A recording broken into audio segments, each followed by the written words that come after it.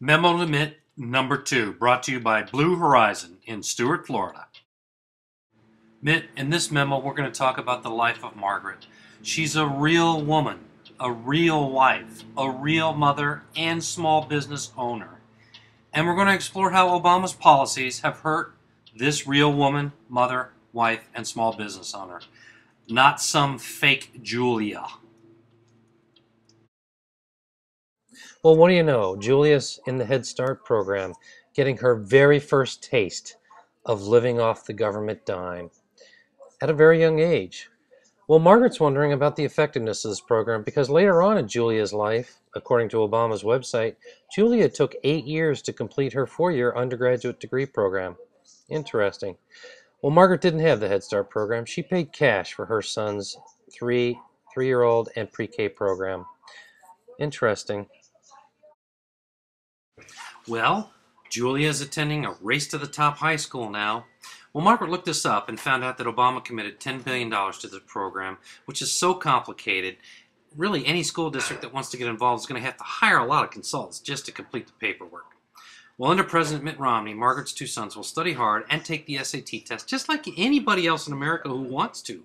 Margaret feels very comfortable that Mitt will cut waste, fraud, and abuse in the Department of Ed. You see, Margaret isn't stupid, and Mitt knows it. She knows that the U.S. Department of Ed has become bloated and their budget has grown from $68 billion in just 3 short years ago to over $100 billion just 1 year ago. She also knows that our nation's educational standing around the world has fallen precipitously over the last 20 years. In fact, in the 2010 study among OECD countries, we rank a miserable 14th across reading, math, and science. Margaret knows that Mitt will cut the size and scope of one of the most ineffective and inefficient government programs and agencies in Washington. Under ex-President Obama, Margaret will surely be taxed more to subsidize bloated and ineffective U.S. government education programs.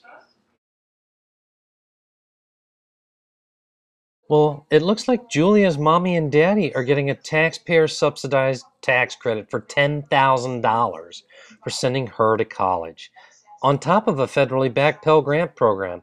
Now, Margaret's wondering about the cumulative effect of all these taxpayer subsidized programs on her own tax bill as a small business owner. She remembers having to wait tables to pay for her college books when she earned her degree at Florida State University. You see, Margaret didn't get a tax credit for going to college, and she smells a student loan bubble, much like the one that Barney Frank architected, the big housing bubble as part of the Affordable Housing Act, when Barney forced Freddie and Fannie to underwrite 55% of all their loans to people who didn't qualify for them. Margaret smells a bubble. Well, isn't this special? Julie gets to freeload off her parents' health insurance program until she's 26. She's going to stay in college until she's 26. Well, Margaret thinks Julia must be pretty stupid if she can't finish the 4-year academic program without burning through 8 years of daddy's health insurance. She's concerned that her own health insurance premiums will go up as a result of this U.S. government mandate on the insurance industry. Well, somehow, after 8 years of college, Julia is getting a job as a web designer, and she's wondering if she's going to get equal pay. Well, Margaret looked up the vacancy announcements at several large corporations, and the posted salary didn't distinguish between male or female web designers. Margaret wonders where this equal pay BS is coming from. You see, Margaret's not stupid. She did her homework. She knows that, for example, Meg Whitman only took a salary of $1 as a CEO of Hewlett Packard, choosing instead to earn her pay by creating real value for HP stockholders. See, Margaret wonders if Obama would take $1 in salary and earn his compensation from the American people based on reducing the U.S. debt, the trade deficit, perhaps growing net employment positively, or some other meaningful metric. It's a rhetorical wonder, one that requires no answer. We know what the answer is. So now Julia's graduated from college and working and getting equal pay, and Obama's going to throw some more subsidized loan at her. So she gets to repay her student loan at a greatly reduced interest rate on terms that are extremely favorable, and the U.S. economy loses because taxpayers are going to foot the bill for that one too.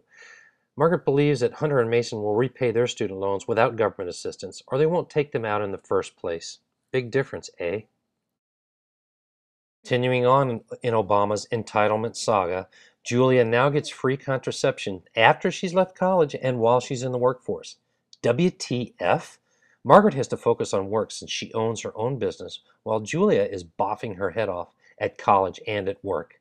You see, this Obamacare is not quite working out. Margaret's got a taste of it as a breast cancer survivor, and she's watched her healthcare premiums go up 12% year on year for the last 3 years in a row, while her insurance carrier, Humana, refuses to allow her to switch to a higher premium, lower deductible program. So much for Obamacare and the fact that it wouldn't cost us more money. What a joke and what a lie. So now Julia has decided to have a kid at age 31. Well, isn't that special? Margaret had one at age 39 and one at age 43. Margaret wonders how Julia will have a child since she's taking all that free contraception Obama's been giving her ever since college. You see, Margaret's not stupid. She knows that this Obamacare is the wrong thing for the country. She also knows that Mitt has a business background and knows how to cut costs and improve services. She remembers this every time she buys her office products at one of Mitt's funded companies, Staples. What a great organization he helped build. She thinks Mitt can do the same thing for the government agencies in this country. Well, continuing on our story, she had a kid. His name's Zachary, and apparently they ended up in a great neighborhood with a good school district. And on Obama's website, he's taking credit for that before it even happens. What an arrogant coward. Margaret feels sorry for this imaginary Zachary, being the son of this imaginary Julia. She only hopes that he has inherited his mystery father's IQ gene. You see, this Race to the Top program is yet another failed government education program that's going to do nothing but add cost to the already bloated, biggest ineffective and inefficient government agency in Washington, D.C., the Department of Education. She knows Mitt will do something about that. Well, this story just never ends. The handouts, the entitlements. Now Julia's getting a small business loan. Margaret wonders who Julia had sex with to get that. She also wonders how an idiot like Julia could figure out how to navigate her way through the complexity of the SBA's access facilities to even find out where the loan information might be located. What another ineffective government agency who hasn't really helped any small business in America that we know of, certainly not ours. Well, entitlement at 3 years old in the Head Start program, right on up to 65 in the Medicare program. Julia's now getting Medicare. Go figure. Margaret's quite sure Julia also qualifies for Medicaid as well, since Julia must be the dumbest woman on the planet and surely ended up at the end of her illustrious web designer career with no supplemental savings of any kind. Food stamps next? Well, last but not least, Julia qualifies for Social Security. Margaret wonders how a complete idiot like Julia amassed enough quarters of participation to qualify for Social Security. Surely this woman was too stupid to hold a job long enough to qualify. Margaret wonders if Social Security will even be around when this broad turns 70, which is probably a conservative guess at the age threshold for qualifying by then. Good luck, Julia. We don't think it'll be there for us either. That's the end of our story, The Life of Margaret. But if Margaret ever meets Julia on the street, she's pretty certain she's going to slap her. You see, the only thing Obama's cracking down on is his golf game, vacation time, and campaigning.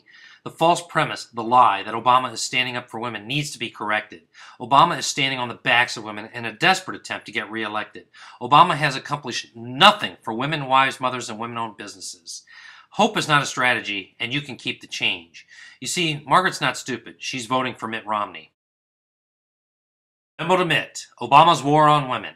Call out the lies about Obama's support for women and small businesses. Unless it means a vote, he could care less about either group. He is keeping the discussion away from his massive heart attack-sized failure, our economy. We are not stupid.